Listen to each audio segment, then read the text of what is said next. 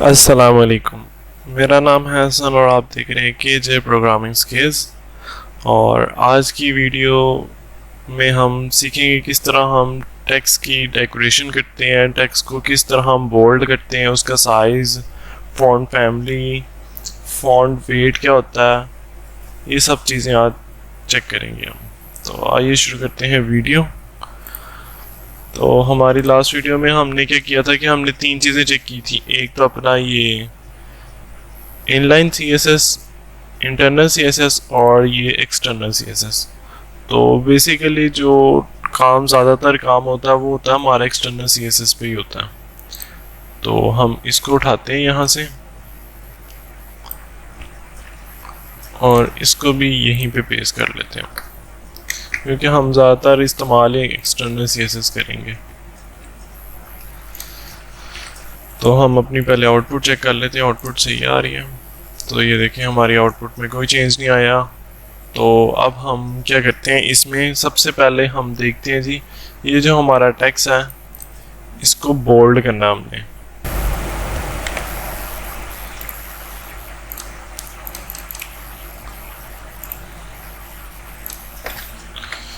Background colour,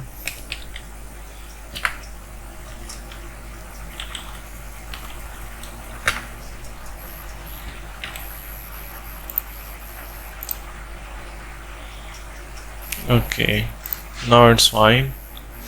और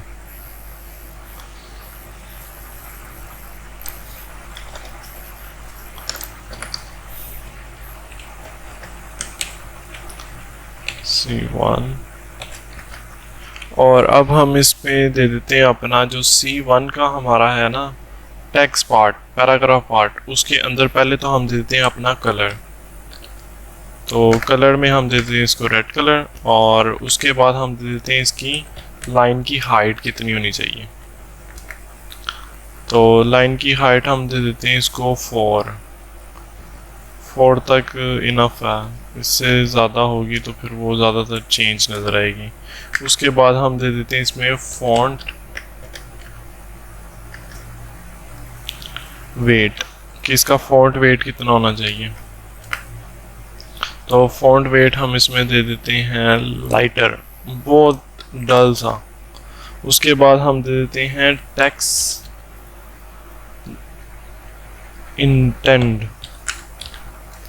इसका मतलब है कि जो पैराग्राफ है वो स्टार्ट होगा, और इसको देते हैं हम 50 पिक्सल। मतलब जो हमारा पैराग्राफ है उसकी स्टार्टिंग पे फ्रंट पे थोड़ा गैप होता है, तो ये टेक्स्ट इंटेंडेड उसलिए यूज़ होता है कि थोड़ा सी स्पेसिंग छोड़ के फिर पैराग्राफ स्टार्ट होता है। उसके बाद आती है वर्ड स्पेसिंग। तो वर्ड स्पेसिंग हम इसमें दे देते हैं 4, कि थोड़ी थोड़ी स्पेस आ जाए वर्ड्स में। तो हम इसको कर लेते हैं सेव, और इसमें डिफरेंस चेक कर लेते हैं हम। तो मैं इसको करने लगा हूँ रिफ्रेश।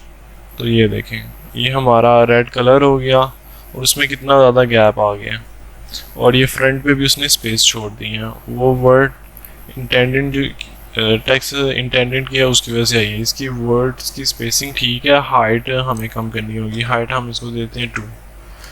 तो हाइट 2 दे के अब रिफ्रेश करते हैं, तो ये थोड़ा बेहतर है। ये और इसमें कंपैरिजन आप कर सकते हैं इजीली कि इन दोनों में कितना हेल ऑफ डिफरेंस है। स्पेसिंग भी उसमें ज़्यादा है और गैप भी ज़्यादा है, इसमें गैप भी कम है। तो ये उससे बेटर लग रहा है। तो उसके बाद हम देख लेते हैं अपनी हेडर के बारे में। तो उसमें होती है टेक्स्ट की जो है ना, अब आपने ये जो है टेक्स्ट भी इसमें स्टार्टिंग पे स्मॉल लेटर है, फिर कैपिटल है, फिर स्मॉल है। तो आप इसमें किसी भी पीक पॉइंट पे इसको चेंज कर सकते हैं। तो उसके लिए होता है टेक्स्ट ट्रांसफॉर्मेशन।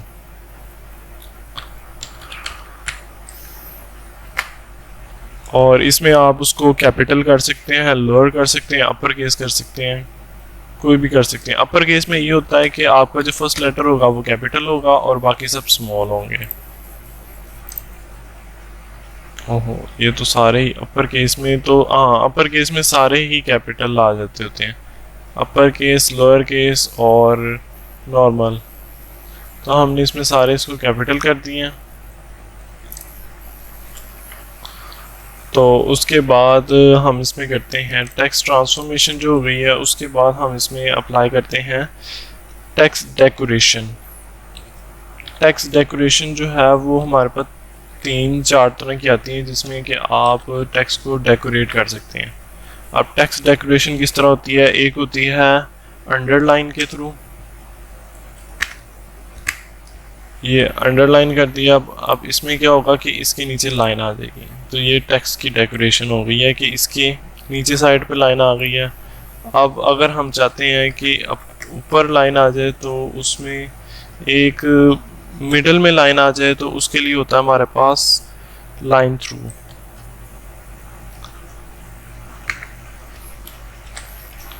तो इसमें क्या होगा कि लाइन जो है वो मिडल में आ गई है। तो अगर आप चाहते हैं कि लाइन ऊपर आए तो उसके लिए होता है अपर।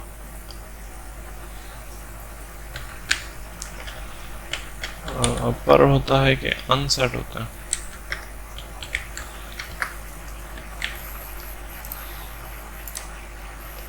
नहीं अपर था। तो उसमें क्या होता है कि लाइन जो है ना वो आपकी ऊपर डिस्प्ले होनी शुरू हो जाती है।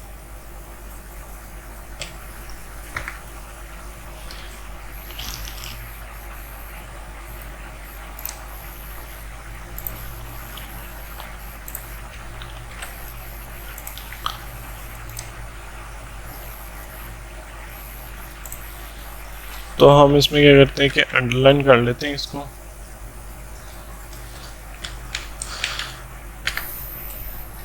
अंडरलाइन, और उसके बाद हम इसमें जो नेक्स्ट चीज़ देखेंगे हेडिंग में, तो वो होगी हमारी टेक्स्ट शैडो, कि हम टेक्स्ट को कितनी तरह की शैडो दे सकते हैं। टेक्स्ट शैडो में ये होता है कि आपको इसका सिंटैक्स याद रखना पड़ता है कि ये देखें, इसका मैंने सिंटैक्स निकाल के रखा हुआ है। टेक्स्ट शैडो में क्या होता है कि इसका पहले आती है हॉरिजॉन्टल शैडो, फिर वर्टिकल शैडो, फिर उसमें ब्लर कितना होना चाहिए, फिर उसका कलर क्या होना चाहिए। तो ये 4 चीज़ें होती हैं। सबसे पहले हम उसको दे देते हैं टेक्स्ट को कि उसका हॉरिजॉन्टल कितना होना चाहिए। तो हॉरिजॉन्टल हम दे देते हैं इसको 3 पिक्सल्स, और वर्टिकल भी हम इसको दे देते हैं 3 पिक्सल्स। और इसके अंदर बाद में क्या आता है कि हमारा इसमें ब्लर कितना होना चाहिए, तो ब्लर हम दे देते हैं इसको 2 पिक्सल्स, थोड़ा सा ब्लर कर रहे हैं। और उसके बाद लास्ट पे आता है इसका कलर, तो कलर हम इसको दे देते हैं ब्लैक, दे देते हैं ब्लैक डिस्प्ले होगा। तो हम इसको सेव कर लेते हैं और चेक कर लेते हैं। तो ये देखें वो उसका शेडो बनना शुरू हो गया। इसका मैं बैकग्राउंड रिमूव कर दूं ताकि आपको इजीली वो डिस्प्ले हो जाए।